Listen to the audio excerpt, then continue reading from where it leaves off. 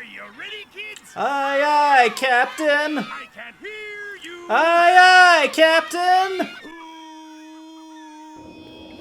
Who lives in a pineapple under the sea? Hello, and welcome to Let's Play SpongeBob SquarePants Battle for Bikini Bottom. This is a 2003 platformer based, of course, on the SpongeBob SquarePants series released for the PlayStation 2, GameCube, and the version we'll be playing, since it's the most polished version, the Xbox. This game is extremely based, and I hope to show you why it is so awesome. You've probably heard of it if you're watching this video, but hey, who couldn't use a reminder every now and again? You have 3 save files you can use here, which is annoying for the purposes of a Let's Play, but we can make this work. Let's get a file overwritten and started.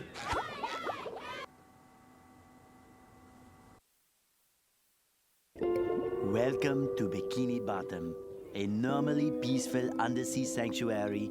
Today it will be transformed into a theater of pure horror, wherein our little yellow friend will play the starring role.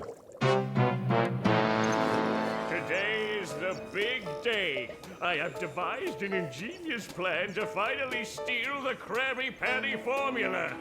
And if Bikini Bottom happens to get demolished in the process, oh well.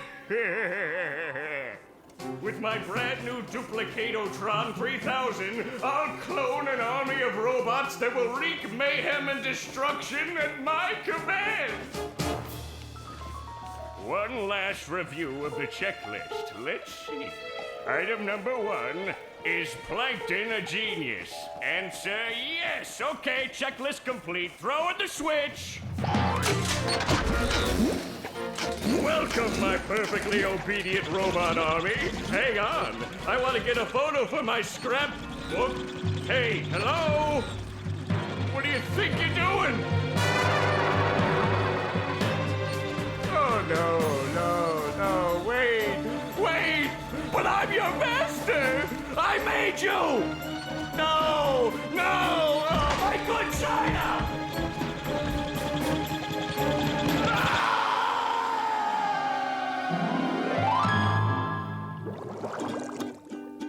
Another perfect day playing robots and racehorses.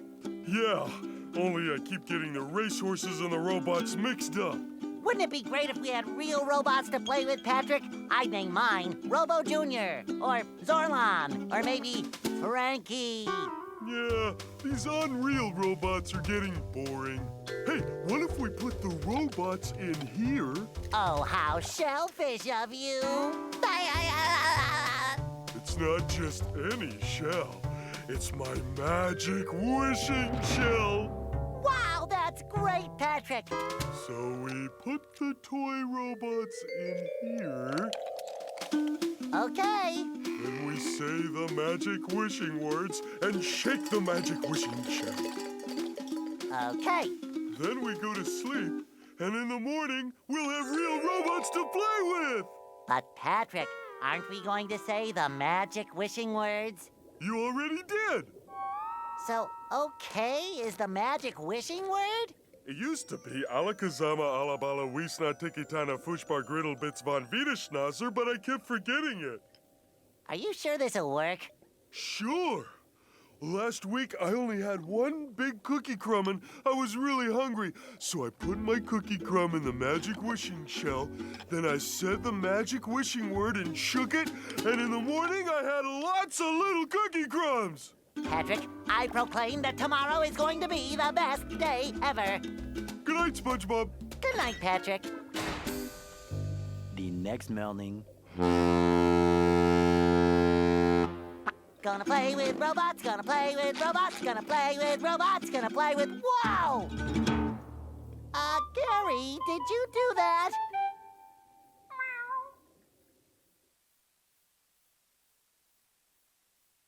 Yeah, Gary, it sure looks like we're in a doozy of a pickle. I think I'm gonna have to learn a lot in order to fix this mess. Meow! What a fantastic idea! These signs will provide important tips to help me out. How do I read the signs? Meow! Oh, okay. Press this button to read the signs. Meow! So if I want to come back and talk to you again, just walk up to you and press this button. I'd better get started now, Gary. I think that this is going to be a very long day. Explore the rest of SpongeBob's house. Alright, so we have our setup for the game. Plankton has created a duplicatatron to create an army of robots, but due to a lack of foresight in his planning, he set the machine to produce robots that do not obey him. Meanwhile, SpongeBob and Patrick, of course, were playing robots and racehorses, and made a wish upon a magic shell, very much like a magic conch shell, to create real robots, and in a comedy of errors, the robots that Plankton have created have started wreaking havoc on Bikini Bottom, and SpongeBob believes himself to be responsible for this.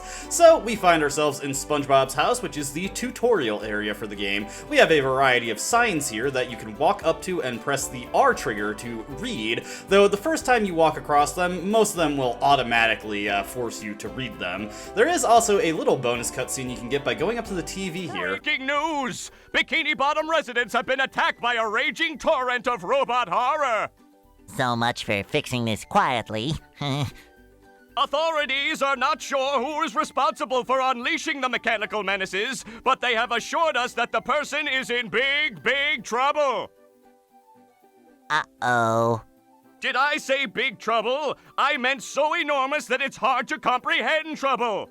We'll keep you posted as this tragic story unfolds. Tragically, we're sure. So, it looks like we might want to get to work on resolving this situation. Unfortunately, we cannot leave SpongeBob's house at the moment. The door is locked. You will need to find one golden spatula in order to open it. This is a 3D collectathon platformer in the vein of Super Mario 64, of course, but also games like Banjo-Kazooie, Jak and Daxter especially, this game reminds me of. I imagine there might have been a little bit of inspiration there. There's a variety of collectibles to get, from shiny objects, which we see in the kitchen there, to the golden spatulas, which are the main collectibles for progressing the game. I'd make myself a snack, but there's no time! Shiny objects function as the currency of the game. What are these used for? Well, A note from Mr. Krabs! And it even smells sweaty, just like him. Ahoy there, SpongeBob! As a faithful crew member of the Krusty Krab, you've been, promoted to head shiny object collector. Wow! A promotion!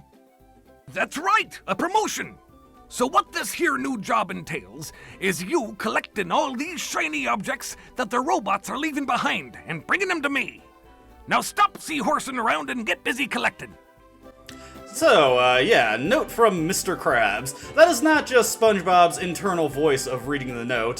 They could not get Clancy Brown for this game, so instead a guy named Joe White did a not particularly good impression of him for the voice of Mr. Krabs. These are shiny objects. Shiny objects are very valuable and may be traded to help SpongeBob along in his quest. SpongeBob will need to collect many shiny objects in order to complete his quest to defeat the robot menace. There are 5 different colors of shiny objects: red, yellow, green, blue, and purple. Red is the most common and the least valuable. Purple is the most rare and therefore the most valuable. More valuable shiny objects are usually harder to find or are in more dangerous places. The values of each shiny object is that red is worth 1, yellow is worth 2, green is worth 5, blue is worth 10, and purples are worth a whopping 50.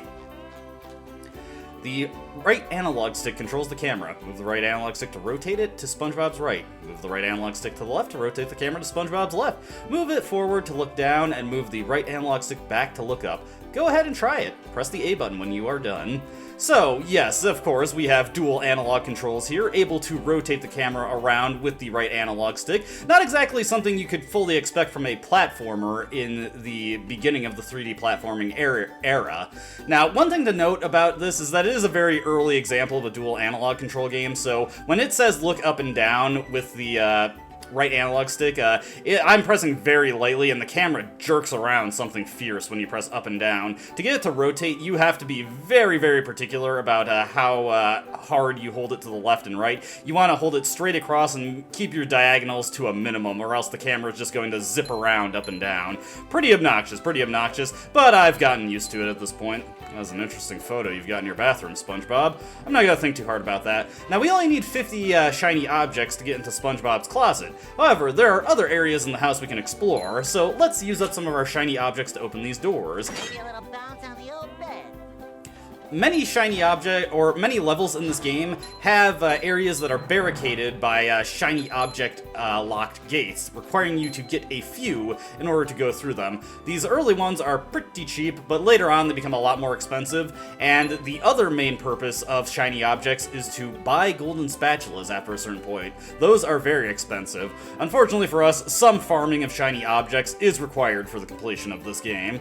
SpongeBob may jump by pressing the A button. Pressing the A button while SpongeBob is in mid-jump will cause him to double jump for extra height, but SpongeBob can only double jump once per jump.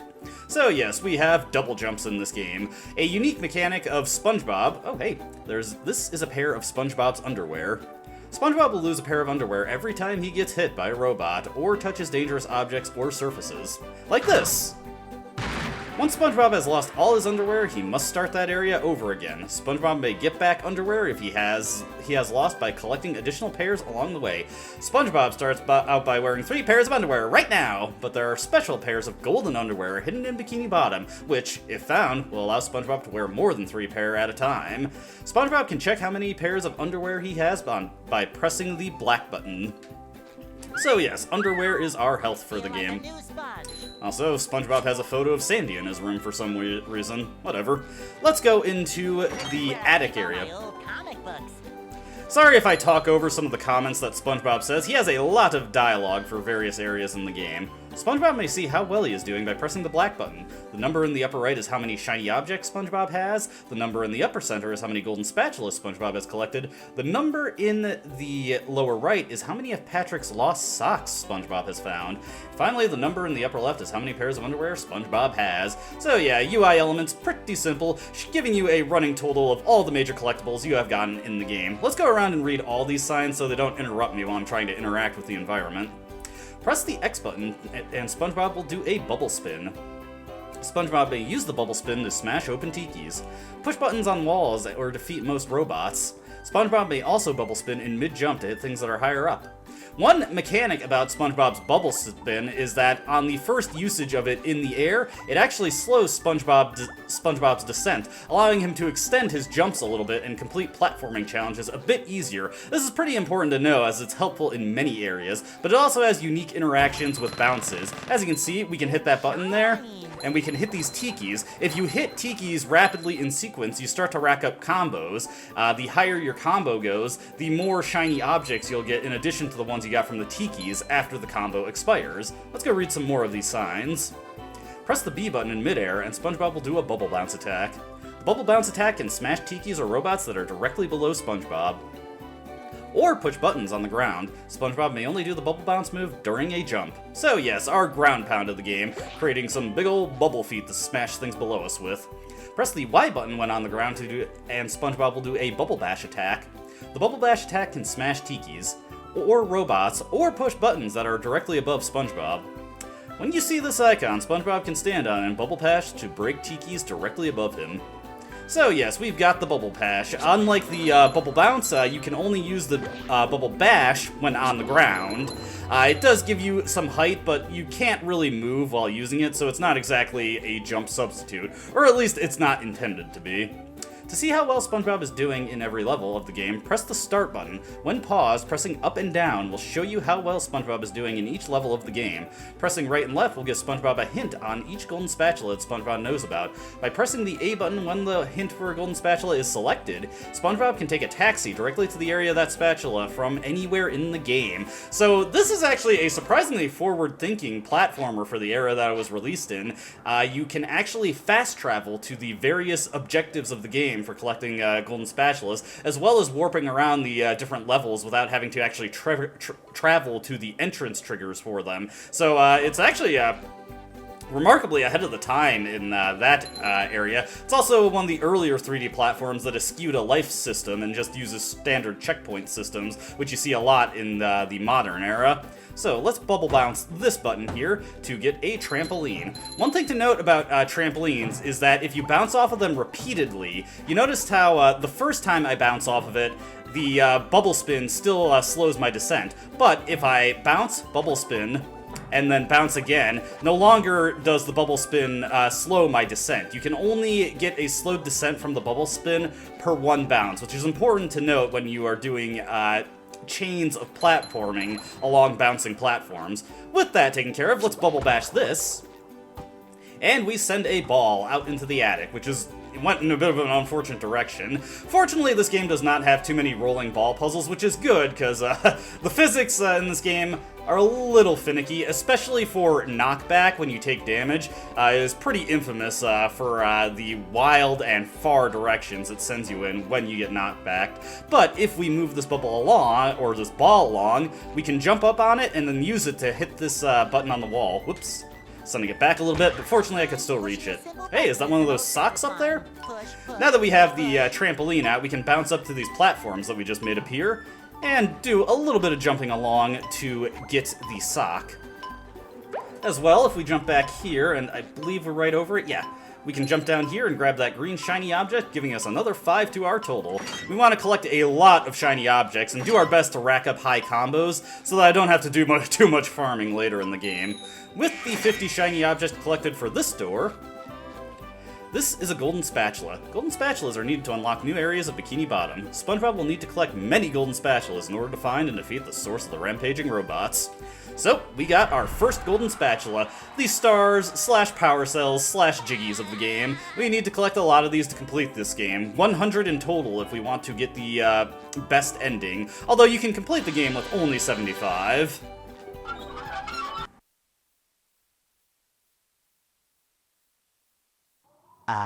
There's nothing like the sounds of your own neighborhood. Go away, SpongeBob. You're polluting my thinking space. Trying to steal the Krabby Patty formula again, eh, Plankton? Well, you won't get away with it. I've got bigger fish to fry. I've got to figure out how to regain control of the chum bucket from those robots. Where did they come from? Where? I don't know. Not for me, though, that's for sure. They just showed up out of nowhere and started calling me rude names and throwing things. They even bent all my spoons. I love those spoons like they were my children. That's terrible. Oh, won't you help me stop them? Before they bend all my forks? Not the forks! Of course I'll help. But wait, I'm supposed to collect a whole lot of golden spatulas. Golden spatulas, eh? SpongeBob, if you could get me back into the chum bucket, I'll give you a bucket full of golden spatulas. In your dreams. You've got a deal. Well, okay, so Plankton, as you can see, bit of a masterful manipulator, although I'm not sure how much you need to master that when you're dealing with SpongeBob in negotiation. He has successfully dodged suspicion that he's responsible for the robot invasion. Wandering around this area, there are plenty of shiny objects to collect, but there are also golden spatulas, socks, a variety of things in the Bikini Bottom hub area. As you can see, there are these taxi stands that we can use to get to the various levels of the game, though currently the only one we can access is the one heading to Jellyfish Fields. The others are barred by golden spatula requirements. Downtown Bikini Bottom takes 5, over there is Goo Lagoon, that one takes 10, and there is a roadblock going into the rest of central Bikini Bottom that is blocked by 15 golden spatulas. We'll see if we can collect that many. Hey, SpongeBob! I just dropped by to give you a bubble hand. Bubble Buddy. You see, you're going to need to learn some new bubble-blowing moves if you're going to journey to the 9th dimension and defeat the giant monkey man. But all I need to do is figure out how to get rid of these robots. Oh, yeah, sorry. I've been in the soap bottle a little too long. Where were we? Something about new bubble moves? Right! Press this button and you'll launch yourself straight up in the air with bubble power that defeats anything that is directly above you. Try it out!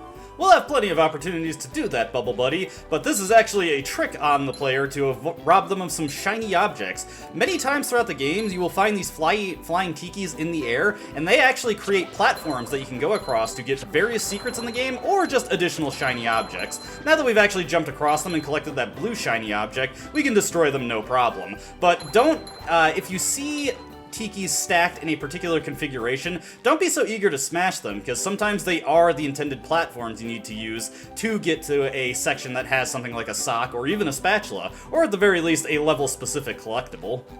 SpongeBob, this flapping robot crisis is making the Krusty Krab lose money like a sinking ship.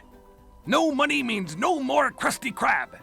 No more Krusty Krab means no more fry cooking for you. No more fry cooking? But because you're gullible, I'm gonna help you out. And of course make a small profit in return. I've got a few golden spatulas that I'll be willing to trade to you for some of those shiny objects. You will? Of course. What are employers for? Besides, them shiny objects is worth lots of money. Your treasure chest's looking a bit light, boy. Do you think I've got bilge water on the brain? I ain't running a charity here. Come back when you've got enough shiny objects to trade. Yeesh, Mr. Krabs, I wasn't even trying to buy there, but yes, Mr. Krabs will sell us golden spatulas for our shiny objects, but his prices are a little exorbitant to say the least, which I guess is in character. The first one costs 3,000 shiny object, and it goes up in increments of 500, save for the last two, which go up in increments of 1,000. This is the main reason why we need to grind for shiny objects at various points in the games, because to get all of Mr. Krabs' golden spatulas, you will not get enough shiny objects just by the course of naturally playing the game. Next up, well, it isn't exactly time for it, but, you know, you can always do Annoy Squidward Day in spirit. First, those stupid robots ruined a perfectly relaxing mud bath this morning, and now you show up. Can my day get any more dreary? I am so sorry, Squidward. Patrick and I were just playing a game and... Oh, I correct myself. I should have known that whole robot problem involved both of you. Squidward, I don't know what to do. How can I fix everything? Why don't you move to another town? That should help out more than enough. Move to another town. I cracked me up.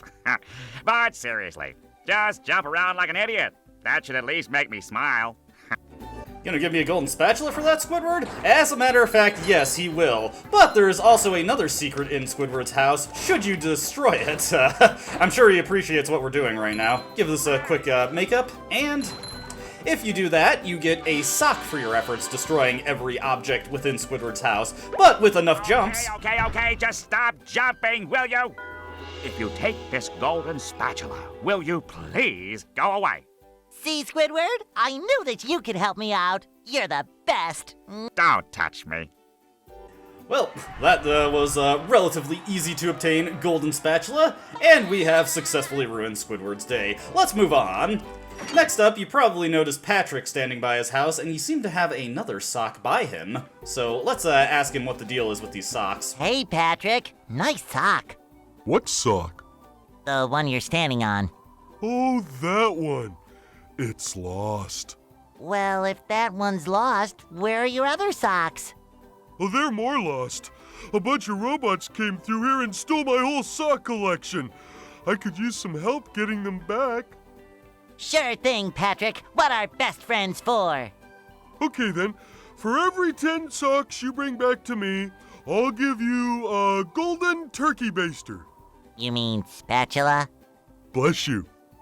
So, that is the explanation for Patrick's lost socks. We can collect 10 of them and turn them into Patrick in order to get a golden spatula. There are 80 socks altogether, totaling to another 8 golden spatulas that we can get from Patrick. These are basically the blue coins from Super Mario Sunshine, and like the blue coins in Super Mario Sunshine, many of them are just as difficult to get as golden spatulas themselves, even though they are worth only 1/10 of a golden spatula. You need golden spatulas to enter this area. So yeah, first time you walk up to a barrier that requires golden spatulas, the game will helpfully let you know that you need some. Heading into Patrick's abode here, not as much to destroy here as in Squidward's house, but as you can see, he's got this nice, delightful sand couch that we are going to ruin. Doing so gets us another sock. There we go, we're 4/10 of the way to getting a golden spatula. Heading over here, what's this?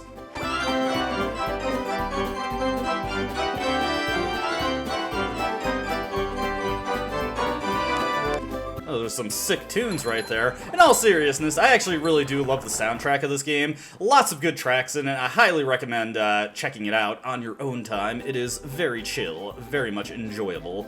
Now, there is two last things we can collect in the central Bikini Bottom area before heading into our first level proper. If we bubble bash this switch here, and then head on over here, you'll notice another button we can bubble bounce on. This will create some platforms that'll allow us to get around to the tops of the houses in this area. I was a little late on the cycle for this platform, so we have to wait for it to come back, but we have plenty of time to spare in getting to the other platforms. Do not worry. Alright, heading on to Squidward's house here. We have, what's this? Now I can wear 4 pairs of underwear. This is great. That is our first pair of golden underwear, which is the permanent health booster for SpongeBob SquarePants Battle for Bikini Bottom. Grab that, and now we can wear 4 pairs of underwear right now. But also, after getting that, on top of the pineapple under the sea, there is another golden spatula for us to collect. We have gotten 3 so far, but this is the last of the golden spatulas we can collect in the Bikini Bottom area for the time being. We have no choice to enter a level at this point, which we will be doing in the next video, starting out with the only one that we can actually access, Jellyfish Fields. As always, I hope you enjoyed watching, and I hope to see you in the next video. Until then, though, goodbye.